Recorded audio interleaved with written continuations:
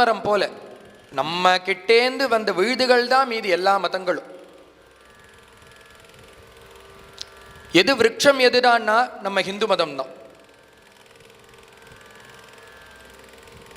மித்த மதங்களுக்கெல்லாம் என்னைக்கு ஆரம்பிச்சது அதனுடைய பிறப்பு தெரியும். கிறிஸ்துவ மதமோ மற்ற மதங்கள் எல்லாமே அதனுடைய ஆரம்ப தேதி எல்லாருக்கும் தெரியும். நம்ம பாரத தேசத்தில் இருக்கக்கூடிய இந்த சனாதனமான இந்த ஹிந்து மதத்தினுடைய ஆரம்ப தேதி யாருக்குமே தெரியாது. ஏன்னா இதிலிருந்து வந்தது தான் அதெல்லாம். இதுதான் முதல் கலாச்சாரம், முதல் மதம். எல்லாத்துக்கும் தாய்ஸ்தானம் போல இருக்கிறது நம்ம ஹிந்து மதம்.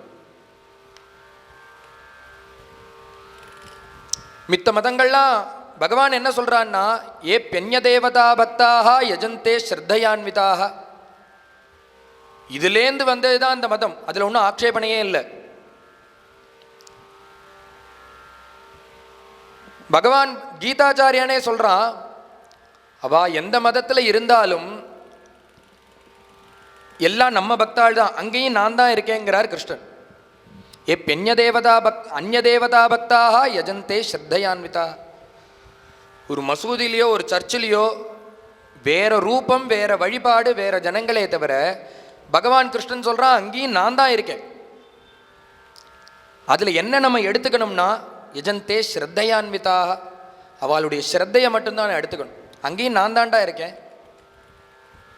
பேரு வேற, மதம் வேறு. அவெல்லாம் நம்மளை கிண்டல் பண்றா. என்னன்னா, ஒரு தெய்வம் ஒரு கடவுள்னு இல்லாதபடிக்கு பல கடவுள் ஆளாளுக்கு ஒவ்வொன்று ஒவ்வொரு பக்கம் பின்பற்றுறோம் அப்படின்னு அவெல்லாம் நம்மளை கிண்டல் பண்றா. நம்ம ஹிந்து மதம் எப்படின்னா, ஒரு விஸ்தாரமான புத்தி, விசாலமா இருக்கக்கூடியதான ஒரு மதம். ஒரு கூட்டுக்குள்ள எல்லாரையும் கொண்டு வரணும்னு நினைக்காது. அவாவா சௌரியப்படி இருக்கும்படியுமா பண்ணு. எனக்கு தேவை ரிசல்ட், நீ பக்தி பண்ணணும், அவ்வளவுதான். நீ எந்த ரூபத்தில் வேணா பண்ணிக்க. ஒரு ஆத்துல 5 மாப்பிள்ளை எல்லாரும் லீவுக்கு ஒரு ஃபங்க்ஷனுக்கு கூடியிருக்க. கூடின காலத்தில் அந்த ஆத்து மாமனார் போய் வாங்கிட்டு வந்திருக்கார், வெண்டைக்காய் வாங்கிட்டு வந்திருக்கார். வாங்கிட்டு வந்து அன்னைக்கு சமையலுக்கு சித்தம் பண்ணுவோன்னு ரெடி பண்ணி வச்சிருக்கார். சரி, மாப்பிள்ளைட்டெல்லாம் கேட்போம், என்ன பண்ணலாம் கேட்போன்னு போய் கேட்குறார். மாமியார் கேட்குறா. உடனே ஒரு மாப்பிள்ளை சொல்கிறார், வெண்டைக்காவா அப்படின்னா நீங்கள் ஒன்று பண்ணுங்க, பிட்டு பிட்டா நறுக்கி சாம்பாரில் தானாக போட்டுவிடுங்க, எனக்கு ரொம்ப பிடிக்கும், நான் சாப்பிட்றேன். சரிண்ணா. இன்னொரு மாப்பிள்ளைகிட்ட வந்துட்டு கேட்குறேன், ரொம்ப சின்ன சின்னதாக நறுக்கினா எனக்கு பிடிக்காது, ஒரு ஜான் அளவு கொஞ்சம் பெருசாக நறுக்கி போடுங்கோ, தானாக போடுங்கோ, நான் சாப்பிட்றேன். சாம்பாரில் நறுக்கி போடு, நான் அப்படி தான் சாப்பிடுவேன், எனக்கு அதுதான் பிடிக்கும். சரி. இன்னொரு மாப்பிள்ளைகிட்ட வந்து கேட்டார். அவர் சொன்னார், எனக்கு இந்த சாம்பாரில் தானாக போட்டால் பிடிக்காது, அண்ணா ரோஸ்ட் மாதிரி பண்ணிவிடுங்க, வறுத்து ரோஸ்ட் மாதிரி பண்ணிட்டேன்னா எனக்கு ரொம்ப பிடிக்கும். சரி. இன்னொரு மாப்பிள்ளை அவர்கிட்ட வந்து கேட்குறார்.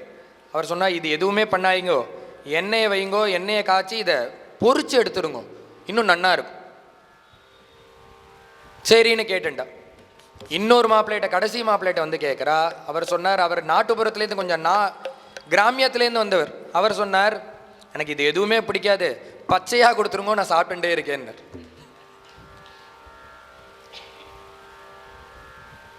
என்னன்னா, இது போலதான் நம்ம ஹிந்து மதம். யார் யாருக்கு என்னென்ன வேணுமோ அதன்படி சுலபமாக விட்டுட்டு கொடுத்துரும். நீ இந்த கோட்டில் தான் வந்தாகணும்னு சொல்லி நிர்பந்தமே படுத்தாது. உன்னை போட்டு ஒரு இதில் திணிக்கிறது இல்லை. நீ எந்த வழியில் போறையோ போ. உனக்கு ராமன்னா ராமன், கிருஷ்ணன்னா கிருஷ்ணன், பரமேஸ்வரன்னா பரமேஸ்வரன், முருகன்னா முருகன், அம்பாள்னா அம்பாள், இல்லை கருப்பண்ணசாமின்னா கருப்பண்ணசாமி, இல்லை ஐயப்பன்னா ஐயப்பன், முனீஸ்வரன்னா முனீஸ்வரன், எந்த தெய்வம் வேணா நீ விப்பாசி. உன்னை நான் உன்னுடைய வழியில் விடுறேன், உன் போக்கில் விடுறேன். எனக்கு என்ன தேவைன்னா ரிசல்ட் ஒன்று தான். நீ பக்தி பண்ணணும், ஸ்ரத்தையாக இருக்கும், நான் மற்ற சொல்லணும். நீ எந்த தெய்வத்தை வேணா உபாசி. இதுதான் நம்மளுடைய ஹிந்து மதத்தோடைய கலாச்சாரம், கோட்பாடு. அகண்டதான மனசு உடையது. மித்த கலாச்சாரம்லாம் மதம்லாம் என்னன்னா, நீ வராட்டி ஃபைன் போடுவேன்னு சொல்கிற ஜனங்களை வாழலாம். நம்ம மதம் எப்படின்னா, நீ என்ன வேணா பண்ணு, உனக்கு இருக்கிற டயத்தில் பகவானை பஜி. பகவான் என்ன சொல்கிறார், நீ எனக்காக ஒன்று சிருஷ்டி பண்ணாத, பத்திரம் புஷ்பம் பலம் தோயம் யோமே பக்தியா பிரயச்சிது. நீ உன் ஆற்றுல எது இருக்கோ அதை எனக்கு கொடு. கூழு பண்ணியா, கூழை எனக்கு நிவேதனம் பண்ணு. எது பண்ணியோ அதை நிவேதனம் பண்ணு, அதை நான் எடுத்துக்கிறேன். எதோட பண்ணணும்னா பக்தியா பிரயச்சிது. பக்தின்னு ஒன்று வச்சு நீ எதை வேணா பண்ணு. ஆகாரம் இருந்தால் ஆகாரம், இல்லையா ஜலம், பத்திரம் தோயம், எதுவாக இருந்தால், பழம் இல்லைன்னா ஒரு இலையை வச்சு நிவேதனம் பண்ணுங்கிறார். இதுதான் வேணும்னா அது ஸ்லாக்கியம் கிடையாது, அது சரி கிடையாது. உன்னை ஓம் போக்கில் விட்டு பிடிக்கிறது தான் ஹிந்து மதம். நீ எதுவாக இருந்தாலும் ஸ்ரத்தையோட பண்ணு, பக்தியோட பண்ணு, அது போர். பகவான் அதை ஏற்றுக்கிறார். அதுதான் நம்மளுடைய ஹிந்து மதத்தினுடைய அடிப்படை கோட்பாடு.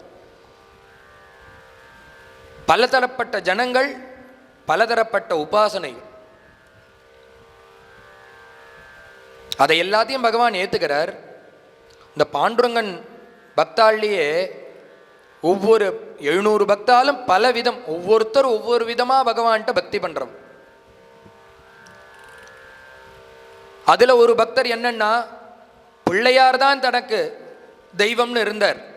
அவர் என்னன்னா, இந்த பாண்டுரங்கன் ஒரு லீலை பண்ணி அந்த பக்தரை தன்வசமாக இழுத்துக்கிறார். அவர் எப்படின்னா, நீ அவர்கிட்ட போய் சரணாகதி பண்ணி அவர் உன்னை ஏற்றுக்கிறத விட நீ வராமல் முறைச்சுண்டு வேற ஒரு பக்தி பண்ணால் அவர் தன் பக்கம் இழுத்துக்க ஆசைப்படுவார். மாயாத பாந்தாக பதி பீமரத்யாக திகம்பர கோபி தமாலநீலா விநியஸ்தஹஸ்தோபி நிதம்ப பிம்பே தூர்த்தகா சமாகர்ஷதி சித்தவித். நீங்கள் எங்கே வேணா போங்கோ, அந்த மகாராஷ்டிர தேசத்தில் இருக்கக்கூடிய அந்த பீமா தீரம் போயிடாது. க்ஷேத்ராடனம் போங்கோ, அந்த ஊருக்கு மட்டும் போகாது. ஏன் சார், அங்கே என்ன இருக்குன்னா, அங்கே ஒரு திருடன் இருக்கான். என்ன பண்ணுவான் அந்த திருடன்னா, திருடின்றுவான். சார், என்கிட்ட திருடுறதுக்கு ஒன்றுமே கிடையாது, வஸ்து இருந்தால் தானே திருடவே முடியும், என்கிட்ட ஒன்றுமே கிடையாது. அவன் என்னத்தை திருடுவான்னா, அவன் வஸ்துவை திருடுற திருடன் இல்லை, தூர்த்தகா சமாகர்ஷதி சித்தவித்தம்ங்கிறார்.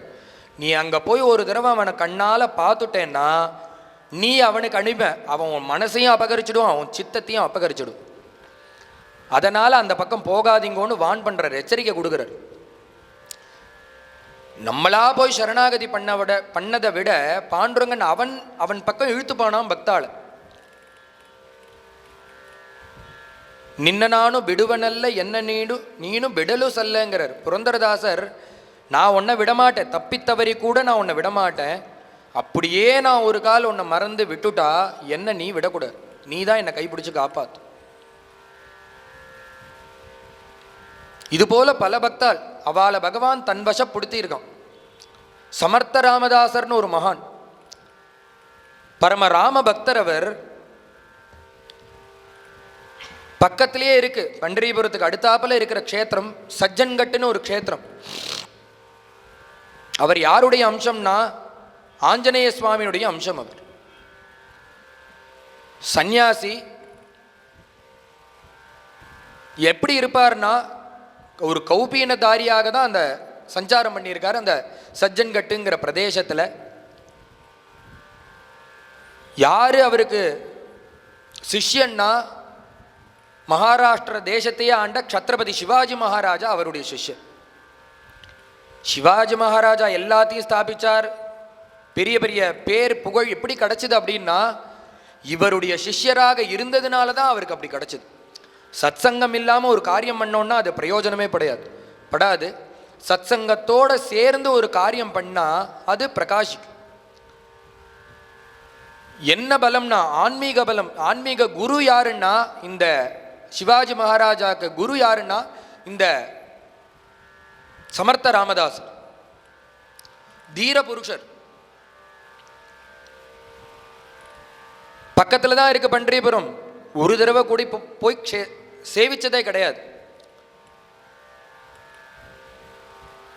சுவாமி பார்த்தார், இவர் இப்படி வைராக்கியமா இருக்கார், இவரை எப்படியாவது நம்ம பார்க்கணும், அவர் நம்மளை தரிசனம் பண்ண வைக்கணும்னு அவர் முடிவு பண்ணார். அப்பேற்பட்ட பக்தனா இருந்தா பகவான் வர வச்சு பார்ப்பணும். அவனுக்கு ஆசையா இந்த பக்தர் அங்க கோவிலுக்கு வரணும். ஒரு லீலை பண்ணார். என்னன்னா, சிவாஜி மகாராஜா வந்து நமஸ்காரம் பண்ணி சேவிச்சு நிற்கிறான். என்ன வேணும், எதற்காக சேவிக்கிற, என்ன விஷயம்னு கேட்கிறார். இல்லை, இது போல என்னுடைய ஜென்மாஷ்டமி வருது, பக்கத்தில் இருக்கக்கூடிய பண்டரிபுர க்ஷேத்திரத்தில் அபிஷேகத்துக்கு ஏற்பாடு பண்ணியிருக்கேன், சிறப்பு பூஜைகள் இருக்கு. அன்றைய தினம் குருநாதால் நீங்க வந்து பக்கத்தில் இருந்து அபிஷேகத்தை நடத்தி தரணும், எனக்கு அனுகிரகம் பண்ணணும் வந்து பிரார்த்தனை பண்ணும். இதுவே இன்னொருத்தராக இருந்தால் நான் மனசால கூட இன்னொரு தெய்வத்தை நினைக்க மாட்டேன், எனக்கு எப்பொழுதும் என் ராமன் தான் பதிலை சொல்லி அனுப்பியிருப்பார், நான் வரமாட்டேன்னே சொல்லியிருப்பார். ஆனால் வந்து கேட்குறதோ ராஜா சிவாஜி தன்னுடைய சிஷ்யன் வேற, சரிப்பா வரேன்னு சொல்லிவிட்டார். எந்த தேதி, எத்தனை மணி, எந்த இடம் எல்லாத்தையும் கேட்டுட்டார். கோவிலில் தான் இன்றைய தினம் வந்தா போறோம், ஆகட்டும்னார். சிவாஜி மகாராஜா கிளம்பி போயிட்டு அந்த தினம் வந்தது. இங்க மறைஞ்சார், அங்க தோன்றினார். அவருக்கு என்ன பஸ் வேணுமா, கார் வேணுமா, டூ வீலர் வேணுமா, ஒன்றும் கிடையாது. யோக புருஷர் சஜ்ஜன்கட்டில் அந்த குகையில மறைஞ்சார். அங்க பார்த்தா சந்நிதியில் காட்சி அளிக்கிறார். உள்ள போல கோவிலோடு வாசல்லையே உட்கார்ந்துட்டு இருக்கார். மகாராஜா வரட்டும், கூட்ட பிறகு போலான்னு உட்கார்ந்துட்டு. பார்த்தா கார்த்தால 10 மணிக்கு அபிஷேகம்னா 10 ஆச்சு, 11 ஆச்சு, 12 ஆச்சு, மணியோ போயின்னு இருக்கு, யாரையும் காணும். அது மட்டும் இல்லை, ராஜா வந்ததுக்குண்டான ஒரு அறிகுறியே இல்லை. சதுரங்க சைன்யம் அங்கே இருக்கணும், யானை இருக்கும், குதிரை இருக்கும், சிப்பாய் இருப்பா, இது போல ஒருத்தருமே இல்லை. கோவிலில் அவர் வராருனா சிறப்பு ஏற்பாடு இருக்கணும், அதுவும் இல்லை. கோவில் எப்பொழுதும் போல சாவகாசமாக இருக்கு. ஆகா, நம்ம கிட்ட சொல்லிட்டு சிவாஜி மகாராஜா வராமல் இருக்க மாட்டான். சிஷ்யன் எப்படி வராமல் இருப்பான்? அப்போ நம்ம கிட்ட சொன்னதே பொய்யா? அப்படி சொல்ல வாய்ப்பில்லை. அவனே நேரடியாக வந்து என்ன கூப்பிட்டுருக்கான், தகவல் கிடச்சி நம்ம வரல, அவனே நேரடியாக சொல்லிட்டுனா நம்ம வந்திருக்கோம். அப்படி சொன்ன மகாராஜா சிவாஜி மகாராஜா வராமல் இருப்பானா, நம்மளை காக்க வைப்பானா? ஏன் இப்படி நடந்ததுன்னே புரியாமல் ஒரு சிந்தனை பண்ணிட்டு இருக்கார். சரி, நம்ம திரும்பி போயிடுவோம். ராஜாவையும் காணும், அவர் வரதுக்குண்டான அறிகுறியும் காணும். திரும்பி போகலான்னு ஒரு முடிவெடுத்து திரும்புகிற காலத்தில் ஒரு யோஜனை தோன்றுறது. கார்த்தாலேந்து நிற்கிறோம், மத்தியானத்தை தாண்டி எடுத்து எங்கே நிற்கிறோம்னா சந்நிதிக்கு வாசலில் நிற்கிறோம். பண்டரிபுர சந்நிதி வாசலில் நிற்கிறோம். உள்ள செத்த போய் தரிசனம் பண்ணிட்டு வந்தாதான் என்ன? நம்ம நாஸ்திகம் கிடையாது, ஆஸ்திகனா இருக்கும். நம்மளுடைய ஏகாந்த பக்தி ராமர்கிட்ட இருக்கே தவிர நம்மளுக்கு இந்த சுவாமியை பிடிக்காதுன்னு கிடையாது. அப்படி உள்ள போகாம நம்ம கிளம்பி போயிட்டோம்னா நாஸ்திகனுக்கும் நம்மளுக்கும் என்ன வித்தியாசம்? நாஸ்திகன் தான் அப்படி இருப்பான், நம்ம ஆஸ்திகனாச்சே, நம்ம அப்படி பண்ணாது நியாயமா? ஒரே ஊர்லயே இருந்துட்டு அவரை தரிசனம் பண்ணாம இருக்கிறது. இங்கே இருந்துட்டு அந்த நெல்லையப்பரையும் காந்திமதி அம்மாவையும் தரிசனம் பண்ணாம இருந்தான்னா அவன் க்ஷேத்திர பாபின்னு பேர்.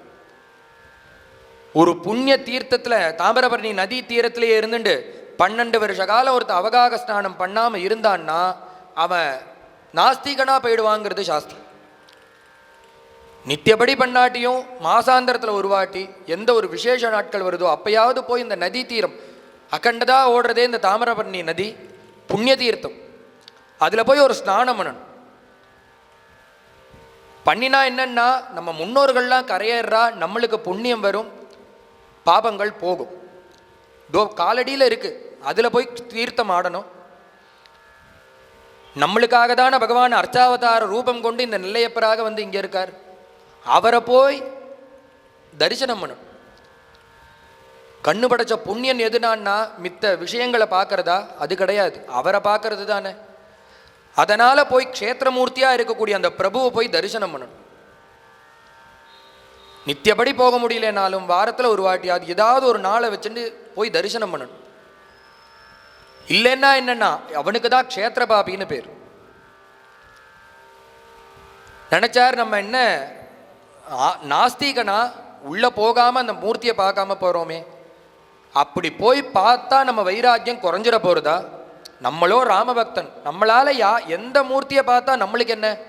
நம்ம சித்தம் எப்பொழுதும் அவனுக்கு தான், அவன்கிட்ட தான் என் மனசு இருக்கு. அதனால இந்த பாண்டுரங்கன் என்னுடைய பக்தியை எதுவும் பண்ணிட முடியாது. முடிவு பண்ணார், உள்ள போனார், நேரா போய் பார்க்கிறார். அங்க என்னன்னா இடுப்புல கையை வச்சுட்டு பாண்டுரங்கன் நிற்கிறான்.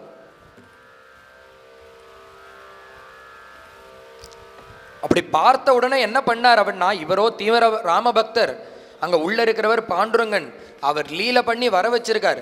இவர் கண்ணால பார்த்தோன்னே என்ன கூப்பிட்டார்னா, ஏதே ஏதே காயே ஓ பாரே ராமா மனமோகன மேக ஷாமா ஏதே காயே ஓ பாரே ராமா மனமோகன மேக ஷாமா.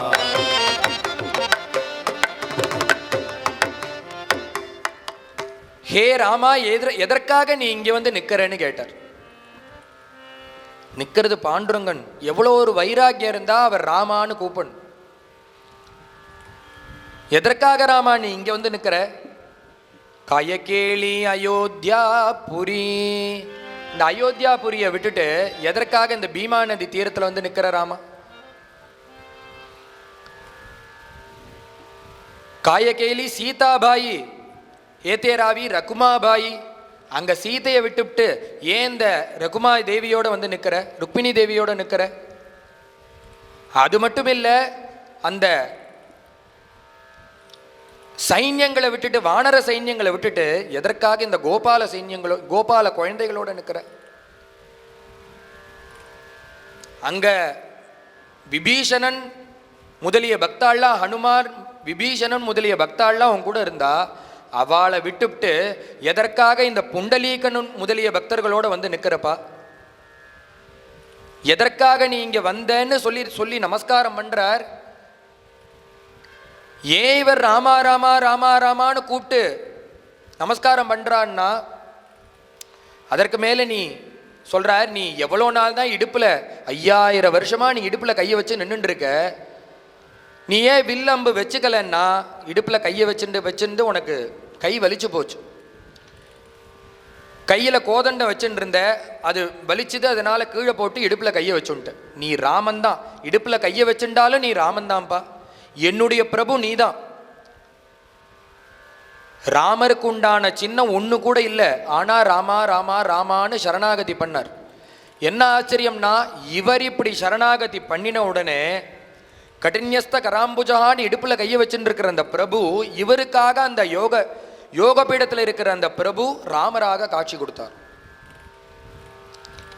இப்படி ஒரு பக்தன் திருடமாக சேவிச்சான்னா அவனுக்கு அனுகிரகம் பண்ண வேண்டிய அவர் இந்த பொறுப்பு அவரை சேர்ந்ததா போயிடுது.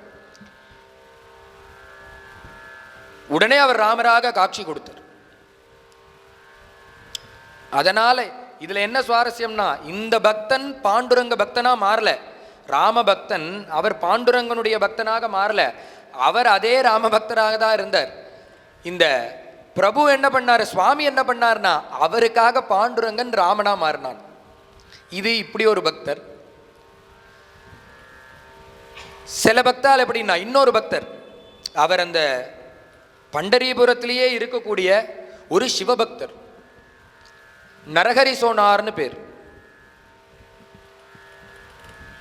அவருக்கு என்ன குல தர்மம்னா, சோனார் ஆசாரி, பொற்கொள்ளர், நகையெல்லாம் பண்ணக்கூடிய ஒரு ஆசாரி.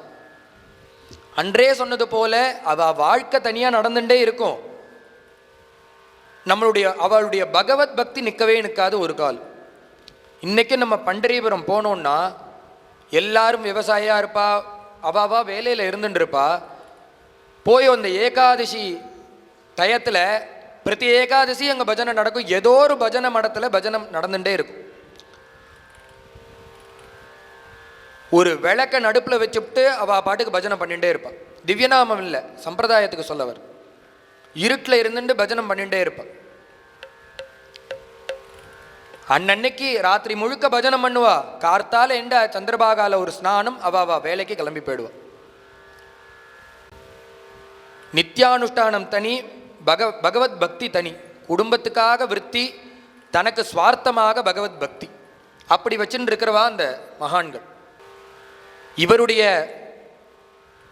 தர்மம் என்னன்னா, நகையை பண்ணி விற்று அதில் வர பணம் சம்பாதிச்சு அதில் குடும்பத்தை நடத்தின்னு வரார்.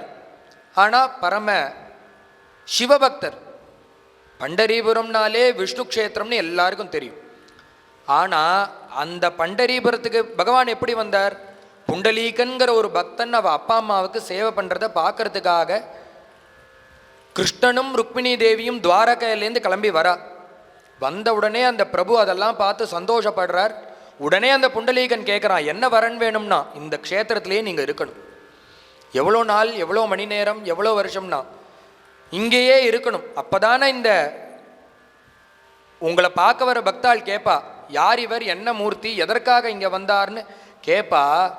அப்போ கதை சொல்கிறவா சொல்லுவா, இந்த பிரபு கிருஷ்ணனும் ருக்மிணியும் எதற்காக வந்தான்னா அம்மா அப்பாவுக்கு சிசுரூஷ பண்ணதுனால வந்தான்னு இந்த கதையை சொல்லுவோம். அம்மா அப்பாவுக்கு சிசுரூஷ பண்ணினா, சேவை பண்ணினா பகவானே வருவாங்கிறது இந்த சரித்திரத்தை பார்த்தா தெரியும், உங்களை பார்த்தா தெரியும். அதனால் நீங்கள் இந்த இடத்த விட்டு நகரக்கூடாது. 2 வரன் வேணும். ஒன்று, இந்த ஊருக்கு புண்டலீக பண்டரிபுரம்னு மருவி இருக்குது, புண்டலீகபுரம்னு வரணும். உங்களுக்கு புண்டலீக நாதன்னு பேர் வரணும். அது ரெண்டும் இப்போ மருவி பண்டரிபுரம் பண்டரிநாதன் ஆயிடுது.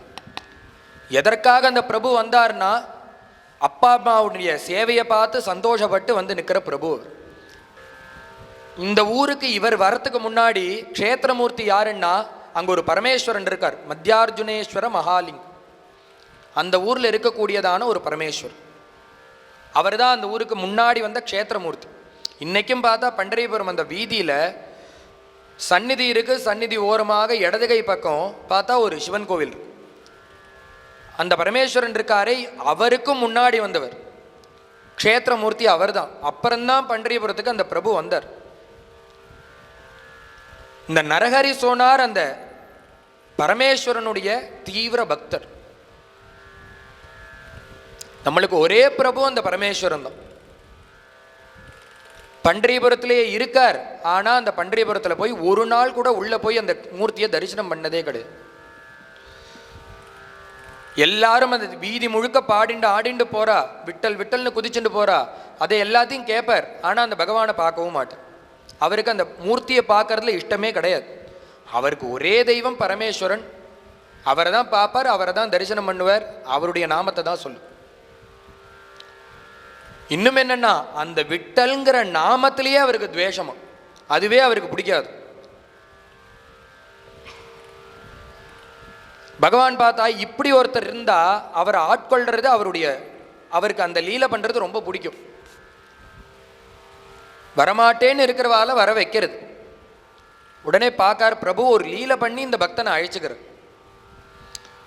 இது என்னன்னா, ஒரு ராமருக்கும் கிருஷ்ணர் மேலேயும் இந்த ஏகாந்த பக்தி பண்ணினா, தனித்தனியாக பக்தி பண்ணால் அது ஏகாந்த பக்தியாக எடுத்துக்கிறோம் நம்ம. இதுவே பரமேஸ்வரன் மேலேயும் மகாவிஷ்ணு மேலேயும் பண்ணினா, சைவம் வைஷ்ணவம்னு போச்சுன்னா அது துவேஷமாக மாறிடுறது. அன்னைக்கே சொன்னேன் இது. துளசிதாசருங்கிற மகான் என்ன பண்ணுறார், க்ஷேத்ராடனம் போகிறார், எல்லா இடத்துக்கும் போகிறார். போகும்போது பிருந்தாவனம் போகிறார். பிருந்தாவனம் போய் யமுனா நதி தீரத்தில் ஸ்நானம் பண்ணி அங்கே உட்காந்து ஜபம் பண்ணுறார். அவருடைய இஷ்டமூர்த்தியான ராமச்சந்திர பிரபுவை தியானம் பண்ணுறார். வைதேகி சகிதம் சுரத்ருமதலே ஹைமே மகாமண்டபே மத்தியே புஷ்பகமாசனே மணிமயே வீராசனே ஸ்வஸ்திதம் அக்ரே வாசயதி பிரபஞ்சனசுதே தத்துவம் முனிபிய பரம் வியாக்கியாந்தம் பரதாதிபி பரிபிருதம் ராமம் பஜேஷ்யாம். இந்த பட்டாபிஷேக கோலத்தில் இருக்கக்கூடிய அந்த பிரபுவை தியானம் பண்ணுறார். தியானம் பண்ண உட்காந்துட்டு கண்ணை மூடினா உள்ள சுவாமி காட்சியே கொடுக்க மாட்டேங்கிறார். எதனால காட்சி கொடுக்க மாட்டேங்கிறார்னா, உள்ள அவருக்கு தியானம் சித்திக்கவே மாட்டேங்கிறது. எப்பொழுதும் உட்காந்தா அந்த பிரபு உள்ள காட்சி தருவான், ஆனால் இப்போ காட்சியே தரமாட்டேங்க. என்னடாப்பான்னு பார்த்தா ஒரு சப்தம் கேட்கறது. என்னன்னா வேணுகான். கண்ணை திறந்து பார்க்கிறார். வியத்தியஸ்த பாதார விந்தனாக முரளிதரனாக பகவான் வெளியில நின்றுட்டு வேணுகானம் பண்ணிட்டு இருக்கு. உடனே அந்த துளசிதாசர் சொன்னார், அப்ப அவருக்கு புரிஞ்சுடுது, நம்ம உள்ள தியானம் பண்ண போறோம், பகவான் வெளியில இருக்கிறதுனால, இந்த பிரபு இங்க இருக்கிறதுனால தான் நமக்கு மனசு உள்ள போக மாட்டேங்குது. ஏன்னா சர்வேஸ்வரனான பகவானே வெளியில வந்து நிற்கிறான், அப்புறம் எப்படி மனசு உள்ள போகும்? உடனே பார்த்தார், அந்த கிருஷ்ணனை கூப்பிட்டார். நீ இங்க நிற்காத, கிளம்பி போன்னார். முதல்ல கிளம்பி போ, நீ நிற்கிறதுனாலேயே எனக்கு உள்ள என் ராமனை உள்ள தியானம் பண்ண முடியும். என் தியானம் மனசு உள்ள போக மாட்டேங்கிறது. உடனே கிருஷ்ணன் சொன்னார், நீ தான் இங்கேருந்து முதல்ல கிளம்பணும். ஏன்னா பிருந்தாவனம் என் ஊர், நீ க்ஷேத்ராடன் போயிட்டு என் ஊருக்கு வந்து உட்காந்துண்டு என்ன கிளம்பி போனால் என்ன அர்த்தம்? இதுவே நீ அயோத்தியில் பண்ண, மந்த்ராலயத்தில் பண்ண, எல்லா இடத்துலையும் பண்ண, ராமர் இருந்த இடத்துலலாம் பண்ணிட்டு வந்த, நீ தியானம் பண்ண, சரையூ தீரத்தில் பண்ண, அயோத்தியில் பண்ண, எல்லா இடத்துலையும் நீ தியானம் பண்ணுற காலத்தில் நான் வந்து குறுக்க நின்னேனோ? இல்லை. நீ வந்திருக்கிறது என்னுடைய ஊர், பிருந்தாவனம் என் ஊர். என் ஊரில் நான் நிற்கக்கூடாதுன்னு நீ யார் சொல்கிறதுக்கு? நீ தான் இப்போ கெஸ்ட்டாக இந்த ஊருக்கு வந்திருக்க, அதனால் நீ இங்கேருந்து கிளம்புப்பான்னார். அதற்கு மேலே பகவான் சொன்னார், நீ முதல்ல ஒன்று தெரிஞ்சுக்கோ, ராமன் வேற, கிருஷ்ணன் நான் வேற கிடையாதுப்பா. திரேதாயுகத்தில் தசரதனுக்கு குழந்தையாக சக்கரவர்த்தி திருமகனாக ராமனாக நான் அவதாரம். அதே பிரபுதாண்டா வசுதேவனுக்கும் தேவகிக்கும் குழந்தையா பிறந்து இப்போ கிருஷ்ணாவதாரம் பண்ணியிருக்கேன். நான் வேற, அவர் வேலை இல்லை, நாங்கள் ரெண்டு பேரும் ஒன்று தான். ரூபம் வேற, தத்துவம் ஒன்று தான்டா. அதனால ரெண்டு பேரும் ஒன்று தாங்கிறார் பிரபு. அவர் சொன்னார், அந்த தீவிர பக்தரான துளசிதாசர் சொல்றார், நீங்கள் ரெண்டு பேரும் ஒன்று தாங்கிறது எனக்கு நன்னாவே தெரியும், ஆனால் நீ இப்படி வந்தால் நான் ஏற்றுக்க மாட்டேன். பின்ன எப்படி வந்தால் ஏற்றுப்பேன்னா, அந்த கையில் இருக்கிற புல்லாங்குழலை தூக்கி கீழே போடு, தலையில் ஒரு டர்பன் கட்டின்னு இருக்கியே அதை எடுத்து கீழே போடு, மயில் பீலி ஒன்று சொருக்கி விட்டுருக்காளே உங்கள் அம்மா அதை எடுத்து கீழே போடு, வித்தியஸ்த பாதார விந்தனா இருக்கியே அந்த காலை களைச்சிடும், சமத்தில் நில்லு. எப்படி என்ன பண்ணணும்னா, ஒரு காலை தூக்கி வச்சுக்கோ, இடது கையில் கோடதன்றத்தை தூக்கி இப்படி மேலே வச்சுக்கோ, அபயாஸ்தம் வச்சுண்டு அந்த சக்கரவர்த்தி திருமகனாக ராமனாக கிரீடம் வச்சுக்கோ, கிரீடத்தை வச்சுண்டு இப்படி சக்கரவர்த்தி திருமகனாக கையில் கோதண்டத்தை வச்சுட்டு ராமனாக காட்சி தான். ஏன்பா நானே தான் அதுங்கிறேன், என்ன அதெல்லாம் நீக்கிவிட்டு இந்த சின்னத்தை வச்சுக்கோ, இதில் என்ன கண்டன்னர்? அவர் சொன்னார், நீ என்னதான் அதே பரம்பொருள் தான் இந்த ரூபம்னாலும் எனக்கு என்னமோ இந்த ராமன்ட்ட தான் மனசு லயிக்கிறது. நீயே சொல்ற நான் தான் அதுன்னு, ஆனால் எனக்கு மனசு லயிக்கலை. எனக்கு என் பிரபு, என் தியானமூர்த்தி, என் ராமன் தான். என் ராமனாக வந்தால்தான் என் மனசு லயிக்குது. அதனால் நீ எப்படி வரணும்னா ராமனாக தான் வரணும். கையில் கோதண்டத்தை வச்சுக்கோ, கிரீடத்தை வச்சுக்கோ, நான் உன்னை பார்க்குறேன், உன்னை தியானிக்கிறேன், உன்னை பஜனம் பண்ணுறேன். அப்படி வந்தா பண்ணுறேன், இப்படி வந்தா பண்ண மாட்டேன்னார். உடனே பிரபு ராமனாக காட்சி கொடுத்தார். என்னன்னா ஏகாந்த பக்தியா தெரிஞ்சா நம்ம திடபக்தி, இதுக்கு பேர்லாம் என்னன்னா ஏகாந்த பக்தின்னு ஒவ்வொரு தெய்வத்தின் மேலே உள்ள முழு விஸ்வாசம் நம்பிக்கை. அவளுக்கு அந்த தெய்வத்தை தவிர வேறு தெய்வமே கிடையாது. இது ராமரையும் கிருஷ்ணரையும் வச்சு சொன்னால் அது ஏகாந்த பக்தியாக தெரியறது. வைஷ்ணவத்தையும் சைவத்தையும் வச்சு சொன்னால் அது துவேஷபாவத்தில் தெரியுது. எல்லா தெய்வங்களும் ஒன்று தான், எல்லா மதங்களும் ஒன்று தான். நம்ம அப்படி அடிச்சுக்கிறதுனாலே பலருக்கு துளிர் விட்டு போகிறது. நம்ம எல்லாம் யூனிட்டியாக சேர்ந்துருந்தால் தான் அவளை நம்ம எதிர்க்கவே முடியும். எதிர்க்கணும்னு சொல்ல வரல, நம்ம சேர்ந்து இல்லாததே அவளுக்கு பலமாக போயிடுறது. எல்லா தெய்வங்களும் ஒரே தெய்வம்தான், ஒரே தத்துவம் தான். ஒவ்வொரு ரூபத்தில் இருக்காளே தவிர எல்லாம் ஒரு தெய்வம்தான். உடனே இந்த நரகரி பார்க்கிறார், அவருக்கு சிவபக்தி, இந்த நாமத்தில் துவேஷம், ஆனால் சிவபக்தி அவருக்கு. விட்டல்ன்ற அந்த நாமத்தை கேட்டாலே துவேஷம். உடனே சுவாமி பார்க்குறாரு, இவர் எப்படியாவது ஆட்கொள்ளணும், என்ன லீலை பண்ணார்னா, அந்த ஊரில் இருக்கக்கூடிய பணக்காரரான ஜமீன்தார் ஒருத்தர், அவருக்கு புத்திரபாகியம் இல்லை, வெகு காலமாச்சு புத்திரபாகியம் இல்லை. உடனே என்னன்னா அங்கு இங்கும் அலைஞ்சிருந்து கடைசியாக பகவான்கிட்ட வந்து சரணாகதி. நம்மளை போல நம்ம என்ன பண்றோம்னா, கஷ்டம் வந்ததுன்னா முதல்ல பக்கத்தாத்து கதவை தான் தட்டுறோம். அதெல்லாம் முடிச்சு அங்க இங்க ஒரு ரவுண்டு போயிட்டு வந்து கடைசியா வந்து பகவான்கிட்ட சரணாகதி. இது என்னன்னா காமிய பக்தி தான், ஆனா பகவான் அதற்கு அனுகிரகம் பண்ற. கஜேந்திரன் என்ன பண்றான்னா, முதல்ல வாயை பிடிச்சுன்றது, வாயினால காலை பிடிக்கிறது, குளத்துக்கு போய் தண்ணி குடிக்க போறது அந்த யானை. போன இடத்துல முதலையே அந்த முதல்ல வந்து காலை பிடிச்சிடுறது. பிடிச்சா கரையில் இருக்கக்கூடிய அந்த யானைகள்லாம் பார்த்து அழறது. ஆகா, நம் தலைவனான யானையை இந்த முதல்ல பிடிச்சி கொடுத்தே என்ன பண்ணுறதுன்னு தரையில் உட்காந்து விச்சுக்ருஷுகு உட்காந்து ஓன்னு அழறது. எது போலன்னா ஆற்றுல இருக்கிறவா போல. ஆற்றுல இருக்கிறவா என்ன பண்ணுவா, ஒருத்தர் வியாதியில் படுத்துட்டான்னா ஹாஸ்பிட்டலில் கரையை உட்காந்துட்டு எல்லாருமே அழறா பாருங்க. அது போல் பந்துக்கள்லாம் சுற்றி முற்றி உட்காந்துட்டு அழுவா. அது போல் இந்த யானைகள்லாம் சுற்றி முற்றி உட்காந்துட்டு அழறது. ஆகா, நம்ம தலைவனுக்கு இப்படி ஆயிடுத்து. எவ்வளோ நாள்னா, ஒரு நாள் 2 நாளில் இப்படி செத்த எட்டி பார்க்கறது. பக்கத்தில் இருக்கிற காட்டுக்கு போய் இந்த ஜலத்தில் இருக்கிற அந்த தண்ணியில் இருக்கிற முதல்ல 20 அடி உள்ள இழுக்கிறது. கரையில் இருக்கிற யானைக்கோ சாப்பாடு இல்லை, அது 10 அடி இழுக்கிறது, இது 20 அடி இழுக்கிறது. யதாபலம் சோதிபலோ விச்சுக்ருஷுங்கிறார். சாப்பாடு இல்லாமல் இந்த 100 யானை சேர்ந்து கரைக்கு இருக்கிறது.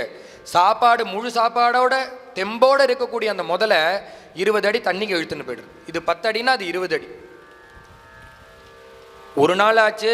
என்ன பண்ணுறது, அந்த யானை ஒரு தடவை இழுக்கிறது, நாளைக்கு 3 தடவை இருந்தது, அப்புறம் ஒரு வாரத்துக்கு 2 தடவை, இப்படியே நாள் கம்மியாகிண்டே வருது. உட்காந்து ஒரு தடவை இழுத்து பார்க்கறது, ஆகாரம் இல்லை, பக்கத்து காட்டுக்கு போகிறது, கொஞ்சம் ஆகாரத்தை சாப்பிட்றது, உடனே வந்து ஒரு தடவை இழுத்து பார்க்கறது, யானை வரல, கரையில் உட்காந்து அழறது.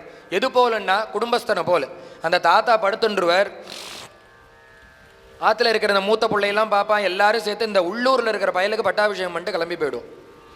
யார் 4 புள்ள இருப்பான், யார் லோக்கலில் அந்த குழந்தை இருக்கானோ பையன் இருக்கானோ அவனை நீ பார்த்துக்கோப்பா. 2 தடவை வந்து போவா. 3ஆவது தடவை ஆச்சுன்னா, அப்பா இப்படி திருப்பி சொல்லிட்டு ஃபோன் பண்ணிட்டு இருக்காத, ஏதாவது ஒன்று டாக்டர் முடிவாக சொன்னார்னா அன்னைக்கு எனக்கு ஃபோன் பண்ணு. அப்படின்னா என்ன அர்த்தம்னா, ஏதாவது ஒன்று நடந்ததுன்னா எனக்கு ஃபோன் பண்ணு, திருப்பி பண்ணாது. ஏன்னா 3 தடவை வந்துட்டு போயிட்டேன் நான். அவனுக்கு பட்டாபிஷேகம் பண்ணிவிட்டு அவள் கிளம்பி போயிடுவோம். இந்த லோக்கலில் இருக்கிற பையன் தான் பார்த்துப்போம். எது போலன்னா யதாகிரகி. ஒரு நாள் ஆச்சு, 2 நாள் ஆச்சு, இப்படியே பார்த்துட்டு இழுத்துன்னு நிற்கிறது. கடைசியாக என்ன ஆச்சுன்னா, இங்கே ஆகாரம் தீர்ந்து போச்சு, பக்கத்து காட்டுக்கு போச்சு, அங்கேயும் ஆகாரம் தீர்ந்து போச்சு, அடுத்த காடு. முதல்ல என்ன ஆச்சுன்னா, வாரத்துக்கு 3 தடவை வந்தது, அப்புறம் 2 வாரத்துக்கு 6 தடவை வந்தது, அப்புறம் 3ஆவது வாரம் வாரத்துக்கு 5 தடவை வந்தது, மாதத்துக்கு 3 தடவை ஆச்சு. இப்படியே குறைஞ்சு என்ன ஆச்சுன்னா, இந்த யானையே மறந்துவிட்டு வேறொரு யானையை தலைவனாக தேர்ந்தெடுத்துன்னு போயிடுது. இது போலன்னா யதாகிரகி. குடும்பத் தலைவன் இருக்கிற பர்யந்தம் அவன் தலையில் எல்லாத்தையும் கட்டிடுவோம். காய்கறி வாங்கிட்டு வரணும், தாத்தாவை போல் வாங்கிட்டு வர முடியாது, தாத்தாத்த கூட அவர் பார்த்து வாங்கிட்டு வருவோம். தோச்சு உணர்த்தணும். யார் உணர்த்துவா? தாத்தாவை போல் உணர்த்த முடியாது. நீ ஒரு நாள் காரியம் பண்ணேன்னா பேரன் என்ன பண்ணுவான்னா, ஒரு நாள் ட்ரெஸ்ஸை மாற்றிக்கிற பேரன் 3 தடவையாக மாற்றிப்பான். ஏன்னா தாத்தா தான் தோச்சு உணர்த்த இருக்காரு, கவலையே பட மாட்டான். ஒருத்தர் காரியம் செய்யறான்னா அவ மேலே சுமைய வச்சுட்டே தான் இருப்பா. நீ இதுலேருந்து விடுபட்டு பகவானை எப்படி அடையணுங்கிற எண்ணம் உனக்கு இருக்கணும். மார்க்கெட்டுக்கு இங்கேருந்து எல்லாத்தையும் விட்டுவிட்டு சந்தியாவந்தனமோ சுவாமி பூஜையோ ஒரு பகவானை தொழறதோ கோவிலுக்கோ எதுவும் போக மாட்டார். அரட்ராயரை போட்டுட்டு வெண்டைக்காய் வாங்க இவர் கிளம்பி போவார். கேட்டால் குழந்தையெல்லாம் முத்தலா பார்த்து வாங்கிட்டு வந்துடுறா, சின்னதாக எலசா பார்த்து வாங்கிட்டு வரணும்னு இவர் கிளம்பி போகிறார். ஏன்னா ஒரு பகவத் பக்தி கிடையாது, ஒன்றும் கிடையாது, வெட்டியாக தானே இருக்கார்.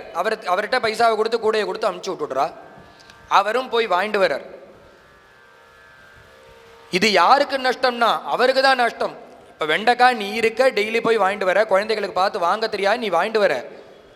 இப்போ நீ 10 நாள் ஊருக்கு போகிற, அவள் வெண்டைக்காய் சாப்பிடாமல் இருக்க போகிறாளா இல்லை சாப்பாடு சாப்பிடாமல் இருக்க போகிறாளா? இல்லை ஒரு நாள் நீ பரலோகமே போயிட போகிற, அன்னைக்கு என்ன அவளுக்கு ஒன்றும் கிடைக்காம இருக்க போகிறாளா? இல்லை உன்னை நினச்சின்னு சாப்பிடாம இருக்க போகிறாளா? அவர் சொன்னது போலதான், நீரினில் மூழ்கி நினைப்பொழிந்தார்களே. நீ போயிட்டேன்னா உன் பேரு கூற அந்த நாள் தாண்டி எடுத்தனா பேரை மறந்துட்டு அடுத்த காரியத்தை பார்த்து போயிட்டே இருப்ப. எவ்வளோ நாள் அழுவான்னா அந்த காரியம் நடக்கிற பரியந்தம் அழுவா. அதுக்கு அடுத்த நிமிஷம் என்னன்னா, கஜேந்திரன் எப்படி வேறொரு யானையை தலைவனா தேர்ந்தெடுத்துட்டு காரியத்தை பார்த்தானோ அதுபோல இவாலும் வேறொரு ஆத்துக்கு வேறொருத்தனை தேர்ந்தெடுத்துன்னு போயிட்டே இருப்பா. நீ இல்லாதனால எதுவும் நிற்க போகிறதே கிடையாது. உனக்கு அஜ்ஞானம், நம்ம இல்லாமல் எதுவும் நடக்காது, நம்ம தான் எல்லாத்தையும் பார்த்துக்கிறோம், நம்ம இல்லைன்னா இந்த குடும்பம் என்ன கஷ்டப்படும், நீ இல்லைன்னாலும் இருந்தாலும் எல்லாம் நடந்துன்னு தான் இருக்கும். உன்னுடைய அஜ்ஞானம் நீ எல்லாத்தையும் விட்டுவிட்டு பகவானை துதிக்க வேண்டிய வயசில் இப்போ கேட்டால் என்ன சொல்கிறான்னா, சிறிய வயசில் பகவானை ஒரு 2 நாமம் சொல்கிறான்னா இப்போ என்ன சார் அவசரம், ஒரு 60 வயசுக்கு அப்புறம் ரிட்டையர்மெண்ட் லைஃபுக்கு அப்புறம் பகவானை கோவிலுக்கு போகிறதா இருக்கேன், பெரிய பிளான் ஒன்று வச்சுட்டுருக்கேன், அந்த ரிட்டையர்மெண்ட் லைஃப் முழுக்க பகவானுக்கு தான், நான் கோவில் குலமாக சுற்ற போகிறேன், அவருடைய நாமத்தை தான் சொல்ல போகிறேன், தியானம் பண்ண போகிறேன், எல்லாத்தையும் பிளான் போட்டு இப்பயே வச்சுட்டேன் சார். நீ ரிட்டையர்மெண்ட்டுக்கு அப்புறம் பகவானை நினைக்க போகிற, துதிக்க போகிற, எல்லாம் பண்ண போகிற, அது பர்யந்தம் உன்னை விட்டு வைக்கிறதுக்கு யம தர்மராஜா உன்னுடைய சித்தப்பனா ஷட்டகனான்னு கேட்டார் துருவசுவாமி. நீ நாளைக்கு கார்த்தால இருப்பியான்னு யாருக்கும் தெரியாதுரா. சாஸ்வதம் இல்லாத ஒரு ஆயுசை பகவான் கொடுத்துருக்காரு. ஆனால் சாஸ்வதமான பகவத் சரணத்தை இந்த ஆயுஸ்லேயே பிடிக்கலாம். நீ அதெல்லாம் விட்டுவிட்டு குடும்பத்துக்கு உழைச்சுன்னு அஜ்ஞானம் மேலிட்டுண்டு அந்த காரியத்தை பண்ணிட்டு இருக்க. விவேகத்தோடு செயல்பட்டு இப்பேலேருந்தே சொல்லணும். இப்பேலேருந்து சொல்ல ஆரம்பித்தாலே அவன் சரணத்தை பிடிக்கிறது கஷ்டம். 60 வயசுக்கு அப்புறம் சொல்கிறேன்னா 60 வயசுக்கு அப்புறம் என்னன்னா, இப்போ இருக்கிற காலத்தை விட்டாச்சு, அப்புறம் என்னன்னா குழந்தைகளுக்கு கல்யாணம் ஆகும், வயசான முதிமையான ஒரு நிலைமை வரும், பேரம்பேத்திகளை பார்த்துக்கிற பொறுப்பு உங்ககிட்ட வந்து சேரும். நீயே அஜ்ஞானத்தினால எல்லா காரியத்தையும் இழுத்து விட்டுக்க போகிற, எல்லாம் உன் தலைக்கு மேலே ஏறி உட்காந்துட்டு ஆட போகிறது. நீ போட்டு வச்சிய பிளான் அது எதுவும் நடக்காது. கடைசியில் என்னன்னா, பகவானை ஒரு நிமிஷம் கூட உன்னால் தியானம் பண்ண முடியாது. இப்படியே இருந்தேன்னா யம தர்மராஜா வந்துட்டு கொண்டு போயிடுவோம். புண்ணியம் பண்ணா வைகுண்டம் போகலாம், பாபம் பண்ணா என்னன்னா யமபுரியிலேருந்து ஆசாமி வந்து உன்னை கூட்டின்னு போவார். அதனால என்னன்னா, விவேகத்தினால இப்பயே பகவத்குணத்தை சொல்ல ஆரம்பிக்கும். இந்த பகவான் பார்க்கிறார், இவனை ஒரு லீலை பண்ணி அழிச்சுக்கணும். அந்த குழந்தை இல்லைன்னொன்னு என்ன தோணித்துன்னா, பக்கத்தாது கடவை தட்டக்கூடாது, உடனே பகவானுடைய சரணத்தை பிடிக்கணும். அங்கே இங்கே சுற்றி பார்த்தார், பகவானுடைய சரணத்தை பிடிக்கணும். பகவான் என்னன்னா, கஜேந்திரன் சொன்னது போல அவர் என்னவா இருந்தாலும் அதை ஏற்றுக்கிறார். 1000 வருஷம் அந்த யானையை ஜலத்தில் இருந்து முதல்ல பிடிச்சுன்னு இருந்தது, அவள்லாம் வரவே இல்லை. அப்போ தான் ஒரு ஞாபகம் வந்தது, ஆஹா கூப்பிட்டும் போது வரக்கூடிய பகவானை மறந்துட்டு கூட்டாலும் வராத சொந்தங்களை நினைஞ்சிட்டு இருக்கோமே, இப்பயாவது நம்மளுக்கு அந்த ஞானம் வந்ததேன்னு சமாசகசிரம் வியகமன் மகீபதேங்கிறார். 1000 வருஷம் ஆச்சு. சித்திரம் போல இருக்கு, அந்த யானையும் இருக்கு, முதலையும் இருக்கு. முதல்ல மேலே சாப்பிடலை, யானையும் மேலே ஜீவன் போல இப்படியே இருக்கு. தேவர்கள்லாம் பார்க்கறா, 1000 வருஷம் அப்படியே முடிஞ்சிடுது. யானை சொல்றது ஒன்று, பகவானே நீ வந்து காப்பாத்து, இல்லை இந்த முதலையே சாப்பிட சொல், ரெண்டுத்துல ஏதாவது ஒன்று நடக்கணும். உடம்பு சாய ஆரம்பிச்சிருது, பகவானுடைய நினப்பு வந்தது. உடனே அங்கே இருக்கக்கூடிய தடாகத்தில் இருக்கு குளத்துல தாமரையை எடுத்தது, ஆதி மூலமேன்னு சொல்லி அந்த பகவானுடைய சரணத்தில் ஒரு தாமரையை பிச்சு போடுறார் அந்த கஜேந்திரன். உடம்பு சாஞ்சிருத்து, கண்ணு மறைக்கிறது, சாயற நிலைமையில ஒரு தாமரையை பிடுங்கி ஆதி மூலமேன்னு சொல்லி தூக்கி போட, பகவான் இப்படி ஒரு பக்தன் கூப்பிட்ட உடனே அடுத்த க்ஷணம் கிளம்பிட்டார். ஜனங்கள், மனுஷாளுக்கும் தெய்வத்துக்கும் இதுதான் வித்தியாசம்.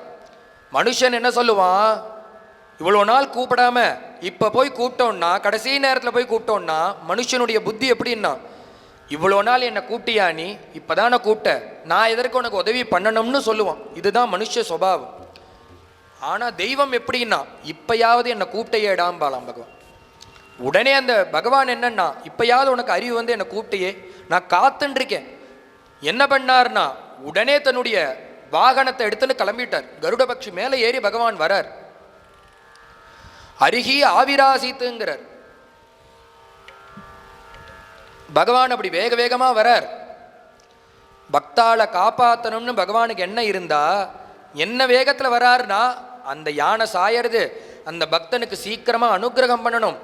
உடனே என்ன பண்ணார்னா, அந்த கருடன் மேலேருந்து குதிச்சுட்டாராம் கீழே. கருடன் போகிற வேகம் அவருக்கு பத்தலை. இவர் இறங்கி சக்கரத்தை எடுத்துன்னு ஓடுறார். பக்தா கவலைப்படாத, நான் வந்துட்டேன், அந்த உன்னை காப்பாற்றுறதுக்கு நான் வந்துட்டேன்னு சக்கரத்தை காமிச்சுட்டே போகிறார். இவர் போகிற அந்த வேகத்தில் கருடனை பின்னாடி அந்த காற்றுல இழுத்துன்னு வருது. அவ்வளோ வேகத்தில் பகவான் ஓடுறார். ஏன்னா பக்தன் கூட்டுட்டானோன்னு அவனை காப்பாற்றணுமே. உடனே கீழே வந்தார். அந்த முதலைய சக்கராயுதத்தினால வதம் பண்ணி அந்த யானைக்கு விமோச்சனத்தை கொடுத்தார். இது என்னன்னா, இத்தனை நாள் கூப்பிடாட்டியும் மனுஷியால இருந்தால் வரமாட்டா. பகவான் என்னன்னா, இப்பயாவது கூப்பிட்டேன்னு வருவர். நம்ம வேண்டுதல் என்ன பண்றோம்னா, அங்க இங்க சுத்தி பார்த்து கடைசியா பகவானுடைய சரணத்துல போய் ஒரு கோரிக்கை வைக்கிறோம். அப்பா, எனக்கு இத்தனை வருஷமா குழந்தை இல்லை, திருப்பதி மலை ஏறி வர எனக்கு புத்திர பாக்கியத்தை கொடு. நீ மலை ஏறி வந்தால் அவருக்கு என்ன லாபம்? 5 ரூபா லாபம் கிடையாது. இது கூட பரவாயில்ல, ஸ்ரீனிவாசா உன்னுடைய திருநாமத்தை வைக்கிற, அவருடைய பேரை உன் குழந்தைக்கு வச்சதுனால அவருக்கு என்ன லாபம்? அதுவும் இல்லை. பகவான் ஆனால் பலனை கொடுக்குற. அது மட்டுமாண்ணா, இதற்கும் மேலே ஒரு படி, நீ எனக்கு குழந்தைய கொடு, புத்திரபாகியத்தை கொடு, உன் சந்நிதியில் வந்து நான் முடி இறக்கிக்கிறேன். இது என்னன்னா, இவன் இங்கேருந்து திருப்பதி பரியந்து போயிடுறான். திருப்பதியில் கீழேந்து மேலே பரியந்தும் ஃப்ரீ பஸ்ஸு, அது அவர் செலவு. அங்கே போனால் மொட்டை போட்டுக்கிறான், அதுவும் ஃப்ரீ, அதுவும் அவர் செலவு. தரிசனத்தில் ஃப்ரீ டிக்கெட்டு, அதுவும் அவர் செலவு. பிரசாதமும் கொடுத்துட்றா, அதுவும் அவர் செலவு. இவன் இங்கேருந்து பிரார்த்தனை பண்ணிக்கிறான், அத்தனையும் அவர் செலவு பண்ணி எடுத்துக்கிறார். அது மட்டும் இல்லை, இந்த முடியை வச்சுன்னு அவருக்கு 5 ரூபா லாபம் கிடையாது. உன்னுடைய முடி காணிக்கையாக கொடுக்குற, அதில் அவருக்கு என்ன பிரயோஜனம்? அந்த சவரம் பண்ணுற ஆசாமிக்கு உட்பட அவர் தான் சம்பளம் கொடுத்துட்டுருக்கார். தேவஸ்தானத்துலேருந்து தான் சம்பளம் போகிறது. ஆனால் என்ன ஆச்சரியம்னா, இவன் இப்படி பிரார்த்தனை பண்ணிக்கிறா, பிரார்த்திதாம்ச வரான் சர்வான் பிராப்தியாத்து இக ராகவாத்துங்கிற. இப்படி இவன் பிரார்த்தனை பண்ணிண்டாலும் பகவான் அதை நிறைவேற்றி தரார். அதுதான் அதில் பெரிய விஷயம். இவன் பண்ணது அல்பமாக இருந்தாலும் பகவான் அவனுடைய அந்த கோரிக்கையை நிறைவேற்றி தரார். ஏன்னா, நீ இப்படியாவது என்னை கூப்பிட்டியேடா, அதற்காக உனக்கு அனுகிரகம். நீ எதேதோ துர்மாகம் இருக்கு, அடுத்த வாழை நம்பாதிபதிக்கு பகவானுடைய சரணத்தை பிடிக்கணும்னு நினச்சி பிடிச்சியோனும், இப்பயாவது என் கதவை தட்டியே, அதற்கு உனக்கு அனுகிரகம் உண்டு. அந்த பக்தியும் பகவான் ஏற்றுக்கிறாராம். இவன் பிரார்த்தனை பண்ணால் அடுத்த வருஷம் குழந்தை பிறக்கிறது. அப்படி அனுகிரகம் பண்ணுறார் பகவான் இந்த காமிய பக்திக்கு. இவன் என்ன பிரார்த்தனை பண்ணுறான்னா, பகவானே உனக்கு கவச்சம் பண்ணி சாத்துறேன், ஸ்வர்ண கவச்சம் பண்ணி சாத்துறேன், எனக்கு ஒரு குழந்தைய கொடு, புத்திர பாக்கியத்தை. உடனே அந்த பகவான் அனுகிரகம் பண்ணணும் முடிவு பண்ணுறார். தேடுறார், யாரு கவச்சம் பண்ணுறதுல ஒஸ்தியா பண்ணுறது யாரு, நன்னா பண்ணுற ஆசாரி யாரு. விசாரிச்சா அங்கும் இங்கும் அலைஞ்சு தெரிஞ்சா எல்லாரும் ஒருத்தர் தான் சொல்கிறார், நன்னா பண்ணக்கூடியவர் யாருன்னா நரஹரி சோனார் தான் இந்த ஊர்லேயே நன்னா பண்ணக்கூடிய பொற்கொள் ஆசாரி. அவர் இடத்துல கொடுத்தா கணக்கச்சிதமாக பண்ணி கொடுப்பார். ஆனால் ஒரு பிரச்சனை இருக்கு. என்ன பிரச்சனை? இந்த சுவாமிக்கு நீங்கள் நகை பண்ணணும்னு சொன்னேன்னா அவர் பண்ணவே மாட்டார். ஏன்பான்னார், அவர் பரம சிவபக்தர், அவருக்கு இந்த சுவாமியை பார்த்தாலே பிடிக்காது, அவருடைய நாமத்தை கேட்டாலே பிடிக்காது, அவர் இந்த கோவிலுக்குள்ளே வரவே மாட்டார். அப்போ என்ன பண்ணுறதுன்னா, போய் கேட்டு பாருங்கோ, நடந்தால் நடக்கட்டும்னா. உடனே நேராக போய் பார்த்து, இந்த மாதிரி நான் சுவாமி கிட்ட பிரார்த்தனை பண்ணிட்டு இருக்கேன், மித்தவாளை வச்சு பண்ணுவோமான்னா, இந்த ஊரில் கேட்டால் நீங்கள் பண்ணாதான் சரியாக இருக்குங்கிற. யார் பண்ணாலும் சரியாக வராது. நீங்களே வந்து பார்த்து அளவெடுத்து எனக்கு இந்த சுவாமிக்கு நகையை பண்ணித்தர், என் பிரார்த்தனையை நிறைவேற்றித்தர். உன்னை அவர் சொன்னார், எனக்கு எந்த சுவாமிக்குன்னர், நான் பேரையே சொல்லலை, உங்களுக்கு எந்த சுவாமியை பிடிக்காதோ அந்த சுவாமிக்கு. அவர் சொன்னார், நான் சத்தியமாக நகை பண்ணி தரமாட்டேன். எனக்கு அந்த தெய்வத்தை பிடிக்காது, அதனாலேயே பண்ணித்தர மாட்டேன். உடனே அந்த ஜமீன்தார் சொன்னார், இது உங்களுடைய குலத்தொழில் தானே, நீங்கள் நகை பண்ணி கொடுக்குறேர், யாருக்குன்னு பார்த்துன்னு பண்ணி தரதில்ல, அளவை கொடுத்தா பண்ணித்தரு, அது உங்களுடைய தொழில் தானே, அதனால் நீங்கள் பண்ணித்தரணும். உடனே அவர் சொன்னார், என்னைக்கா இருந்தாலும் குலத்தொழிலாக இருந்தாலும் அவளை பார்த்து அளவு எடுக்கும்படியுமான ஒரு நிலைமை இருக்குமே, நான் அந்த சுவாமியை பார்க்கறது இல்லைன்னு வச்சுருக்கேன், அளவு எடுக்கிறது இல்லைன்னு வச்சுருக்கேன், அப்புறம் எப்படி நான் அளவு எடுக்கிறது? முதல்ல மிரட்டி பார்த்தான், நீ இப்படி பண்ணலன்னா உன்னுடைய சிரச்சேதம் பண்ணிவிடுவேன். உடனே அவர் சொன்னார், இந்த சுவாமிக்கு நகை பண்ணுறதுக்கு என் தலை போனால் பரவாயில்லன்னு. உடனே அப்படி இப்படிமா காம்ப்ரமைஸ் ஆகி அளவும் எடுக்க முடியாது. உடனே ராஜாவே ஒரு அடுத்தபடியாக இறங்கி வந்து, உனக்காக ஒரு காரியம் பண்ணித்தரேன், நீயும் வந்து அளவெடுக்க மாட்ட, நான் ஒன்று பண்ணுறேன், இன்னொரு ஆசாரியை விட்டு அளவெடுத்து கொண்டு வந்து உங்ககிட்ட கொடுக்குறேன், அந்த அளவுக்கு நீ நகை பண்ணித்தான். நல்ல யோஜனையாக பட்டுது. சரி, நான் அப்படியே பண்ணுறேன், நீங்கள் ஆசாரியை விட்டு அளவெடுத்து கொண்டு வந்து தர சொல். உடனே ஒரு ஆசாரியை விட்டு அளவெடுத்து கொண்டு வந்து கொடுத்தார். அந்த அளவுக்கு இவர் பொற்கொள்ளர் நகையும் பண்ணிவிட்டார். பண்ணின அந்த நகையை கொண்டு போய் பெருமாள்கிட்ட சாத்துறார். இவர் வரல, அவர் கொடுத்த நகையை எடுத்துன்னு போய் அந்த என்னைக்கு சாத்துறதா வேண்டின்னு இருக்காளோ அந்த ஜமீன்தார் போய் சாத்துறார்.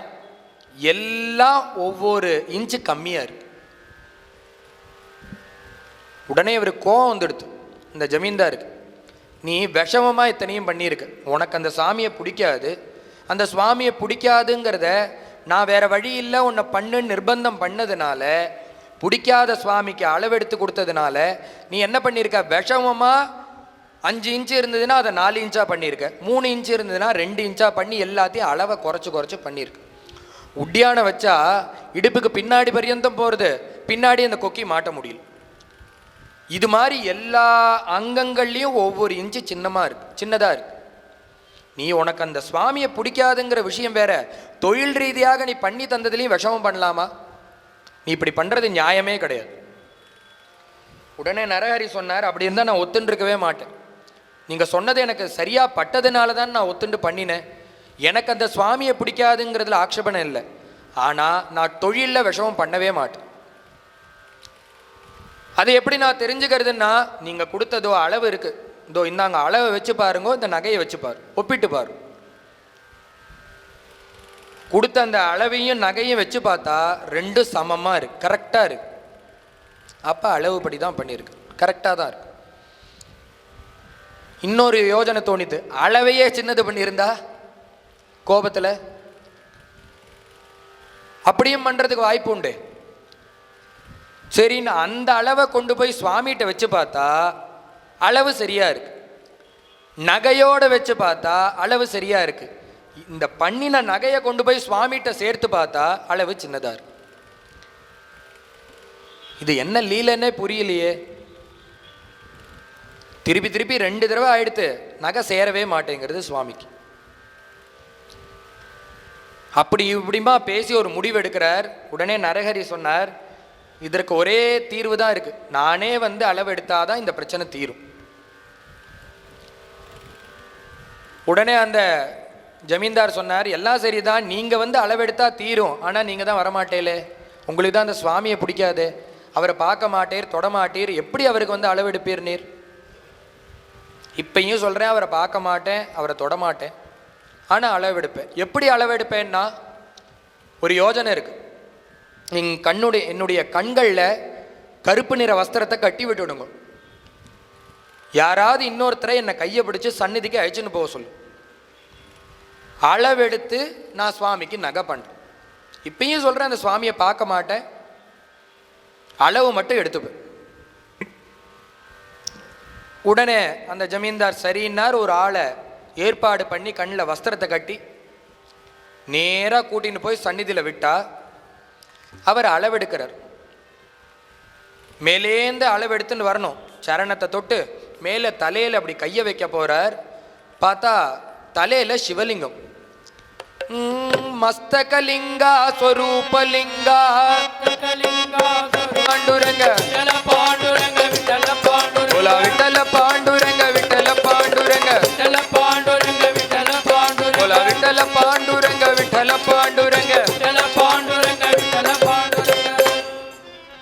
தலையில பார்த்தா ஒரு சிவலிங்கம், தொட்டு பார்த்தா சிவலிங்கம் தெரியறது. ஆகா, தலையில சிவலிங்கம் தெரியறதே, நம்ம பிரபுவோ அப்படின்னு அப்படியே கையை கீழே இறக்குறாரு அளவெடுக்கிறதுக்கு. நெத்தியில பார்த்தா விபூதி, தலையில பார்த்தா சந்திர கலை தெரியுது,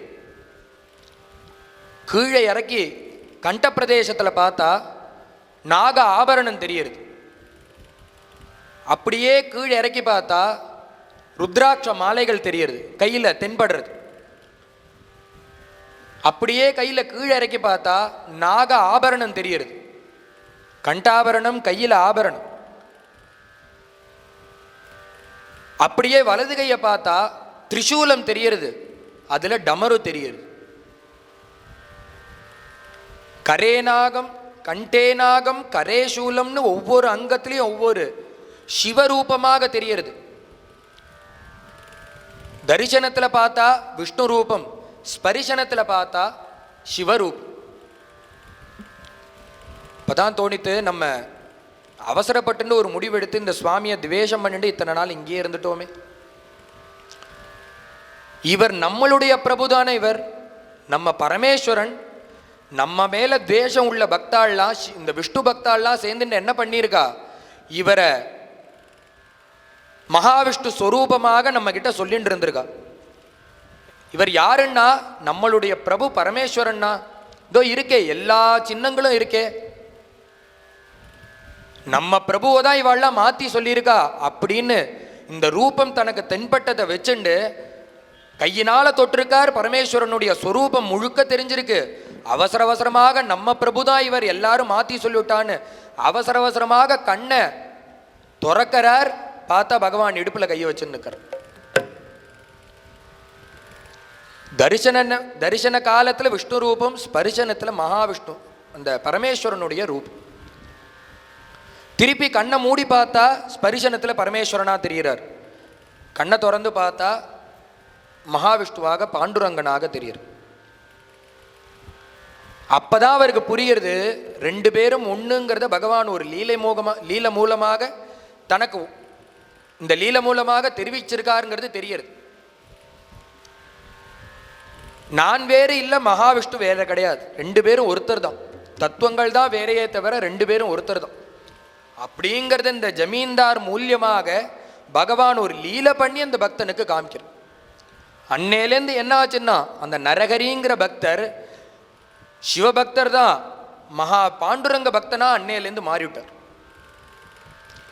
நரதகி ஜன்மலே பண்டரிச்சா கேலே திருஷ்டி பரி பாயிலே பாண்டூரேங்கா திருஷ்டி பரி பாயிலே பாண்டூரே போலா விட்டல விட்டல பாண்டுரங்கா விட்டல விட்டல பாண்டு போலா விட்டல விட்டல பாண்டுரங்கா விட்டல விட்டல பாண்டு போலா விட்டல விட்டல பாண்டுரங்கா விட்டல விட்டல பாண்டு போலா விட்டல விட்டல பாண்டுரங்கா விட்டல விட்டல பாண்டு போலா விட்டல விட்டல பாண்டுரங்கா விட்டல விட்டல பாண்டு போலா விட்டல விட்டல பாண்டுரங்கா விட்டல விட்டல பாண்டுரங்கா.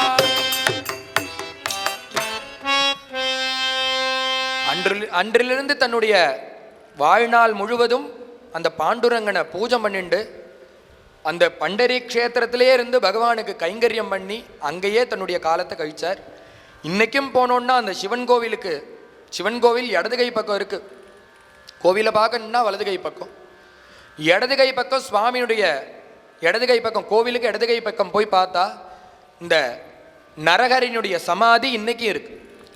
என்னன்னா சுவாமியுடைய சன்னிதானத்திலேயே கீழே சரணத்துக்கு கீழே இருக்கணும்னு பிரார்த்தனை பண்ணி அவருடைய சந்நிதி இன்னைக்கும் இருக்கு, அவருடைய சமாதி.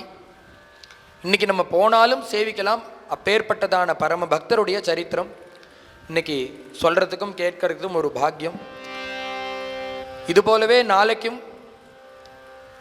பாண்டுரங்க பக்தாருடைய யாராவது ஒரு பக்தாருடைய சரித்திரத்தை நாளைய தினமும் அனுபவிப்போம். எல்லாரும் வந்து நாளையோட கடைசி தினம் தெரியாதவாளுக்கு தெரிவித்து எல்லாரையும் வர வைக்கணும். நாளைக்கு ஒரு நாள் வந்து எல்லாரும் சத்சங்கத்தில் கலந்துண்டு பகவானுடைய பரம கிருபைக்கு பாத்திரமாகணும்னு கேட்டு மங்களோ ருக்மிணி ரமணாய ஸ்ரீமதி मंगलो रमणीय मूर्तये ते मंगलो श्रीवत्स भूषाय शार्गिने मंगलम नंद गोपात्मजाय जय मंगलो नित्य शुभ मंगलो